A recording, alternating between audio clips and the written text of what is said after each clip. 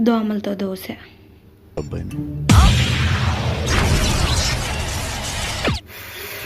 Stove వెలిగించుకొని pan పెట్టుకొని అది వేడయ్యాక దోశ వేసుకొని దాని మీద కొంచెం ఆయిల్ చల్లుకొని దాని మీద చంపేసిన దోమలు వేసేసి రోస్ట్గా కాల్చుకుంటే దోమతో దోశ రెడీ. నేను ఇలా బుక్ అయిపోతాను కల్లో కూడా అనుకోలేదు. ఊరుకోవాలడు నేను వెళ్ళిపోతా. రోస్ట్గా కాలనిచ్చి సర్వింగ్ బౌల్లో సర్వ్ చేసుకుంటే దోమతో దోశ రెడీ. తినకని ఫ్రెండ్స్ పాడేయండి. ఇట్లాంటి ఇంట్లో అస్సలు ట్రై చేయొద్దు.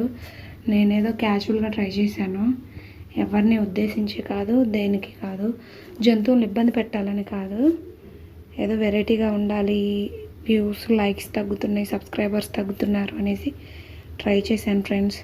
Please like and subscribe to the channel. దోమతో దోశ ఎలా ఉందో చెప్పండి. కలర్ఫుల్గా కాల్ చేశాను బాగా. సర్వింగ్ బౌల్లో సర్వ్ చేసుకొని షింక్లో పడేయటమే friends. Please like and subscribe to the channel.